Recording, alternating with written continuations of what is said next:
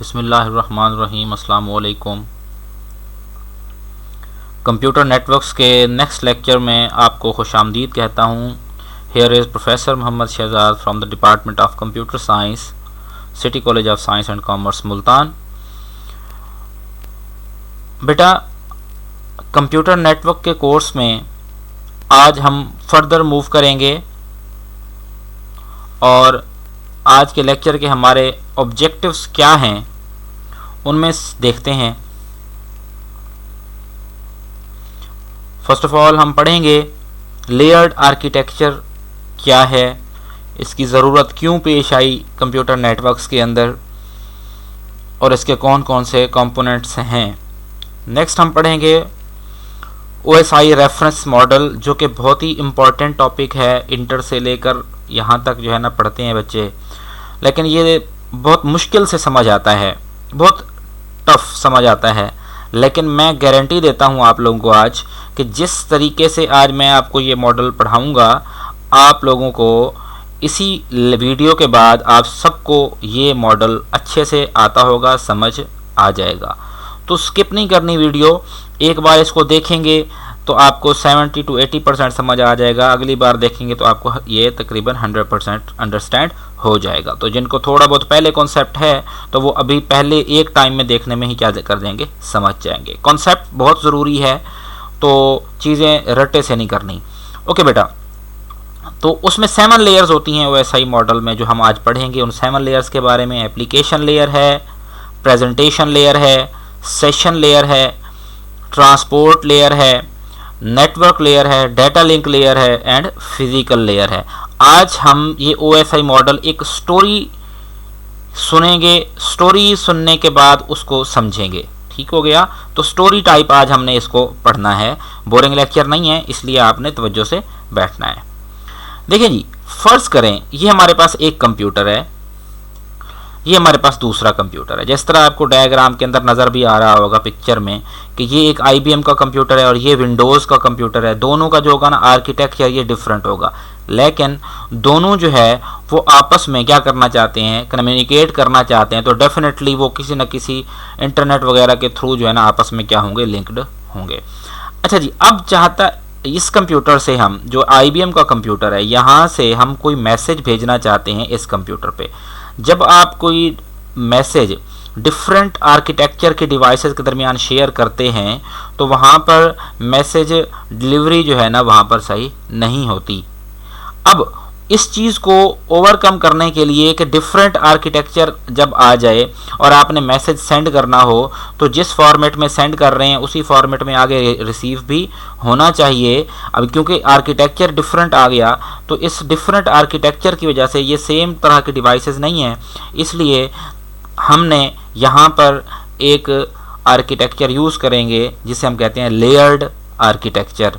यहाँ पर layered architecture का काम होगा कि वो इस मसले का, हमारे इस प्रॉब्लम को सॉल्व कर दे कि जब भी हमारे पास, अब देखिए ना, जब आप इंटरनेट यूज़ करेंगे तो इंटरनेट के ऊपर जब आप कोई मेल किसी को सेंड कर रहे हैं तो आपको नहीं पता कि आगे जो भी मेल रिसीव कर रहा है उसके पास कौन सी डिवाइस है, किस तरह का है। जैसे आप अगर कंप्यूटर से करते हैं तो वो मोबाइल पर भी रिसीव हो जाती है। अब मोबाइल का आर्किटेक्चर डिफरेंट है और कंप्यूटर का आर्किटेक्चर या लैपटॉप का क्या होता है, डिफरेंट होता है। तो जब लेकिन मेल आपको हर जगह रिसीव हो रही है, तो ये सिर्फ और सिर्फ किसकी वजह से है, लेयर्ड आर्किटेक्चर की वजह से है। और आज हम पढ़ते हैं कि लेयर्ड आर्किटेक्चर क्या है। तो ये लेयर्ड आर्किटेक्चर हमारा इस डिवाइस पे भी होना चाहिए और लेयर्ड आर्किटेक्चर आपका इस डिवाइस पे भी होना चाहिए। ठीक है? IBM सिस्टम में भी लेयर्ड आर्किटेक्चर को सपोर्ट करेगा और ये भी हमारे पास जो विंडोज़ का सिस्टम होगा ये भी करेगा। तो जब दोनों के पास लेयर्ड आर्किटेक्चर होगा तो उस वक्त जिस फॉर्मेट में मैसेज आप यहाँ से सेंड करेंगे तो वो भी क्या होगा, दूसरे के पास चला जाएगा। ठीक है? वो भी उसी तरह फिर बिहेव करेगा। Now what is layered architecture. अब हमें ये तो पता चल गया कि लेयर्ड आर्किटेक्चर जो है ना क्यों ज़रूरी है। क्यों ज़रूरी है? क्योंकि जब दो डिफरेंट नेटवर्क, दो डिफरेंट आर्किटेक्चर की डिवाइसेस कनेक्ट होती हैं, लिंक होती हैं और डाटा शेयरिंग होती है, तो वहाँ पर इस चीज़ को इंश्योर करने के लिए, क्योंकि वो डिफरेंट आर्किटेक्चर होते हैं तो डायरेक्ट उनमें जो है ना डाटा सेंड एंड रिसीव नहीं हो सकता, इसलिए वहाँ पर क्या यूज़ करते हैं हम, लेयर्ड आर्किटेक्चर यूज़ करते हैं। अब बात करते हैं क्या है जी, network engineering is complicated task which involves software, firmware, chip level engineering, hardware and electric pulses. यानी कि सिंपल सी अगर बात इस पूरी लाइन का मतलब ये हुआ कि नेटवर्क इंजीनियरिंग जो है वो एक बहुत ही मुश्किल काम है जिसके अंदर क्या क्या चीज़ें इन्वॉल्व होती हैं। सॉफ्टवेयर भी होते हैं, जो है फर्मवेयर भी होते हैं। फर्मवेयर एक स्पेसिफिक जो चिप के ऊपर जो सॉफ्टवेयर इंस्टॉल किया जाता है, जिस तरह आपका माइक्रोवेव ओवन है या एसी है, इनकी चिप्स होती हैं, इलेक्ट्रॉनिक डिवाइसेस की जो चिप्स होती हैं, इनके ऊपर जो सॉफ्टवेयर आप इंस्टॉल होता है उसे हम फर्मवेयर कहते हैं। Chip level engineering, hardware and electrical pulses वगैरह क्या होते हैं, नेटवर्क इंजीनियरिंग का ये पार्ट है, ये उसके अंदर इस्तेमाल होते हैं। तो काफ़ी ये डिफ़िकल्ट टास्क होता है। टू ईज नेटवर्क इंजीनियरिंग, फिर इस चीज़ को आसान, क्योंकि हमने कहा कि वो एक मुश्किल टास्क है, अब उसको आसान बनाने के लिए हम क्या किया गया, the whole networking concept is divided into multiple layers. मुकम्मल तौर पर जो भी नेटवर्क का कॉन्सेप्ट था उसको क्या दिया गया, मल्टीपल लेयर्स में डिवाइड कर दिया, क्योंकि लेयर्ड आर्किटेक्चर है, ठीक है ना, डिफरेंट फेजेस में, डिफरेंट लेयर्स में डिवाइड कर दिया गया। Each layer is involved in some particular task and is independent of all other layers. इसमें हर एक लेयर जो होगी वो एक खास काम जो उसे असाइन किया जाएगा, सिर्फ उसे उसी के लिए यूज़ किया जाएगा, उसने सिर्फ वही करना होगा। ठीक हो गया। जिस तरह इदारे के अंदर एक टीचर का काम सिर्फ पढ़ाना होता है और एक जो मैनेजमेंट प्रिंसिपल का नाम है उसको इदारे को चलाना होता है, ठीक है, अकाउंटेंट का नाम जस्ट अकाउंटेबिलिटी को मेंटेन करना होता है।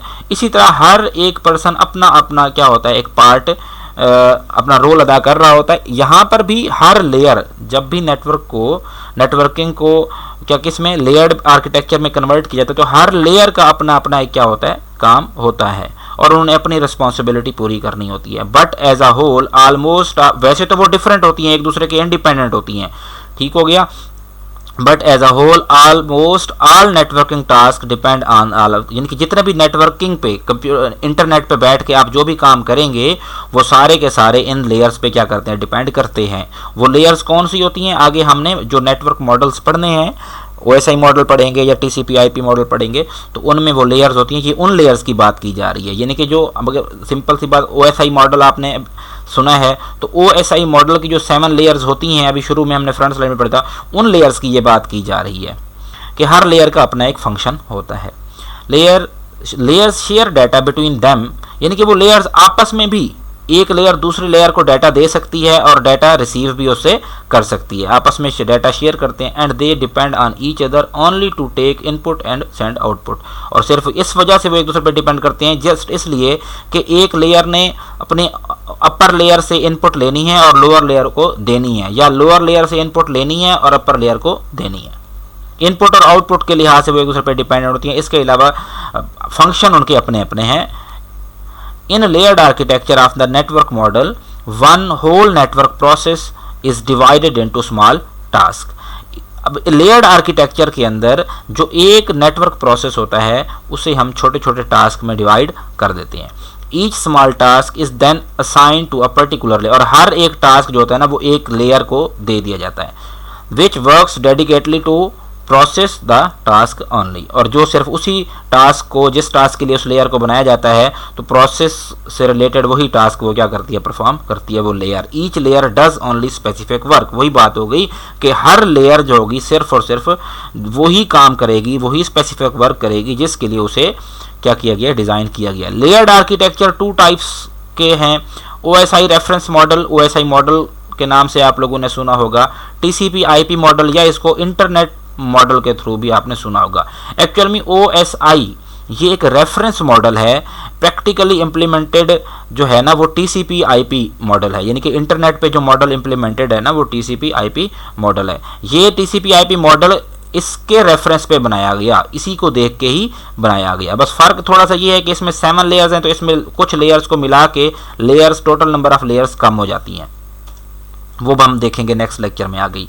आज हमने सिर्फ OSI मॉडल पढ़ना है। OSI model, OSI stands for open system interconnection, ये फुल फॉर्म है उसकी, is a reference model that describe how information from a software application in one computer moves through a physical medium to the software application in the other computer. अब वही जो पहली हमने slide पढ़ी कि जब एक कंप्यूटर दूसरे कंप्यूटर को डाटा भेजना चाहता है और उनके डिफरेंट आर्किटेक्चर होता है, तो OSI मॉडल यहाँ पर क्या करता है, इंफॉर्मेशन देता है, हमें इस चीज़ में रेफरेंस देता है, हेल्पफुल होता है कि किस तरह एक कंप्यूटर सिस्टम के सॉफ्टवेयर से हम कोई डाटा भेजेंगे किसी दूसरे सिस्टम के सॉफ्टवेयर के ऊपर, लेकिन उन दोनों के दरमियान कोई ना कोई फिजिकल मीडियम होगा। OSI consists of 7 layers and each layer performs a particular network function। वही बात हो गई कि उसकी जो पीछे हमने की है कि हर लेयर का अपना एक फंक्शन होता है। OSI model was developed by International Organization for Standardization या International Standard Organization in 1984 and it is now considered as an architectural model for the intercomputer communication। और आर्किटेक्चरल मॉडल के तौर पर अब क्या किया जाता है, इसे समझा जाता है। Now OSI model divides the whole task into 7 smaller and manageable task. ये प्रीवियस स्लाइड में हमने देखा कि एक नेटवर्क या एक नेटवर्क प्रोसेस का जो टास्क होता है उसको छोटे छोटे पार्ट्स में यानी कि डिवाइड कर दिया जाता है। अब क्योंकि OSI मॉडल की 7 लेयर्स हैं, तो जो भी नेटवर्क के ऊपर बैठ के काम करेंगे इस मॉडल के मुताबिक, तो वो उसको किस में डिवाइड कर देगा, 7 स्मॉलर टास्क, क्योंकि उसके पास 7 लेयर्स हैं और हर लेयर ने क्या करना है, एक स्पेसिफिक टास्क परफॉर्म करना है। Each layer assigned a particular task, क्योंकि वो 7 होंगे तो एक एक हम सबको दे देंगे, सब ने अपना अपना काम करना होगा। Each layer is self-contained so that task assigned to each layer can be performed independently। Her layer जो होती है ना एक सेल्फ कंटेंड होती है और जो टास्क उसे असाइन किया जाता है वो क्या करते हैं, खुद ही इंडिपेंडेंटली उसे परफॉर्म करते हैं, किसी दूसरी लेयर से कोई हेल्प नहीं लेते। नेक्स्ट, ये जो एक डायग्राम है इस वक्त आपके सामने, ये OSI मॉडल है। OSI मॉडल में हमारे पास 7 लेयर्स हैं, लेयर 1 से लेकर लेयर 7 तक। हम इसको नीचे से नंबरिंग इसकी स्टार्ट करते हैं। इसका सीक्वेंस बहुत इंपॉर्टेंट है, इसको आप चेंज नहीं कर सकते। ये जिस तरह है इसी तरह ही ये फिक्स्ड है, स्टैटिक है। ये सबसे नीचे जो लेयर है वो है फिजिकल लेयर, उसके टॉप पे क्या है जी, data link, then network layer, transport layer, session, presentation, application. लिखते हुए तो हम ऊपर से लिखना स्टार्ट करते हैं, लेकिन पढ़ते हुए आप उसको क्या करेंगे, नीचे से पढ़ना स्टार्ट करेंगे। एक एंड की बात कर रहा हूँ, एट द रिसीवर साइड ऐसा होता है, लेकिन एट द सेंडर साइड इसका अपोजिट कॉन्सेप्ट है। आगे हम इसको पढ़ते हैं। तो क्योंकि स्टैंडर्ड जो टर्म हम यूज कर रहे हैं वो सिंगल, जब हम नेटवर्क OSI मॉडल की डायग्राम देखते हैं तो वो इस तरह देखते हैं। फिर इन 7 लेयर्स में से अपर जो 3 लेयर्स हैं ये सॉफ्टवेयर लेयर्स कहलाती हैं, ठीक हो गया, या अपर लेयर भी कहते हैं इन्हें। और जो लोअर 3 लेयर्स हैं ये हार्डवेयर लेयर कहलाती हैं, यानी कि इन लेयर्स में हार्डवेयर इन्वॉल्व होता है और ऊपर वाले 3 में क्या होता है, किसका काम होता है, सॉफ्टवेयर का काम होता है, वहाँ सॉफ्टवेयर इन्वॉल्व होता है। और जो दरमियान है ये समझ लें कि क्या है जी, OSI मॉडल का एक हार्ट है, और हार्ट समझ लें कि ये मेन लेयर होगी जो कि इन सबको क्या करा रही होगी, आपस में कम्युनिकेट। ओके, इस वक्त देखें तो मैंने सपोज वही फर्स्ट डायग्राम के मुताबिक ये हमारा एक सेंडर कंप्यूटर A है, ये रिसीवर कंप्यूटर B है। इस A ने डाटा सेंड करना है B को, तो दोनों के पास लेयर्ड आर्किटेक्चर होना लाजमी है। अब इस एक ये सेंडर जो है, सेंडर के पास ये देखें सबसे नीचे physical, data link, network, transport, session, presentation, application, वही फिजिकल, डाटा लिंक सेम है वही। तो लेकिन जब आप नंबरिंग करेंगे एट द सेंडर साइड, जब आप सेंडर साइड पे होंगे तो नंबर ऊपर से 1 से लेकर 7 तक नीचे होता है नंबरिंग, क्योंकि हमारा काम जो होता है ना यहाँ से स्टार्ट होता है ऐसे, ठीक है। और जब आप रिसीवर साइड पे होते हैं तो आपका काम नीचे वाली लेयर से स्टार्ट होता है और ऊपर तक जाते हैं आप। ये सीक्वेंस, ये कॉन्सेप्ट याद रखें, आप लोगों को अभी तक शायद पता ना हो तो, कि जब आप सेंडर साइड पे हैं, टास्क जो फर्स्ट टास्क परफॉर्म होता है वो यहां से शुरू होता है, एप्लीकेशन से, और नीचे आते जाते हैं। जब आप आ जाते हैं रिसीवर साइड पे, तो रिसीवर साइड पे फिर आप नीचे से स्टार्ट करते हैं और क्या करते जाते हैं, उसको हर नेक्स्ट लेयर अपना काम करते जाते हैं। तो इस तरह आपको जो पहले वाली डायग्राम बताई गई है वो इस की वर्किंग बताई गई है। लेकिन याद रहे जब आप सेंटर साइड पे होंगे तो ये 1 2 3 4 5 6 7, लेकिन जब डिफॉल्ट आप वैसे मॉडल बता रहे होते हैं तो सिंगल डायग्राम के थ्रू, तो फिर आप नीचे से ऊपर उसकी नंबरिंग कर देते हैं। तो सेंडर और रिसीवर का कॉन्सेप्ट याद रखना है। नेक्स्ट, हाउ टू रिमेंबर, हम इसे याद कैसे रखें? बहुत ही आसान फार्मूला है याद रखने का। Physical, data link, network, transport, session, presentation, application. एक सेंटेंस है, please do not throw small pizza away. हर वर्ड का फर्स्ट लेटर एक लेयर को रिप्रेजेंट करता है, और ये आप नीचे से स्टार्ट करेंगे। Please do not throw small pizza away. Now P represent physical layer, D represent data link layer, N represent network layer, T represent transport, session, presentation, application। ये तो है जी जब आप नीचे से ऊपर ऑर्डर में इस मॉडल को पढ़ रहे होते हैं, याद कर रहे होते हैं, यानी कि एट द रिसीवर साइड, नीचे से ऊपर होते हैं। जब सेंटर साइड पे होंगे तो हमें पता है सेंटर साइड पे ऊपर से नीचे वर्किंग होती है। तो फिर हम यहाँ पर क्या करते हैं, एक और हमने तरीका देखा, जहाँ आप जब पेपर में लिखने लगेंगे, ज़ाहिर है नीचे से तो शुरू नहीं करेंगे, ऊपर से करेंगे, तो उसके लिए एक और हमने फ्रेज जो है ना देखना है कि आज फिर से टेस्ट नहीं देना पड़ेगा। फिर इसमें गा को इग्नोर कर दें, बाकी सारे वर्ड का फर्स्ट करेक्टर, आज फिर से टेस्ट नहीं देना पड़ेगा। आई थिंक सो कि ये सबसे आसान है पेपर पॉइंट ऑफ व्यू से भी कि आप इसको अच्छे से याद कर सकते हैं। इस तरह आपकी जो लेयर्स है ना ये मिक्स नहीं होंगी।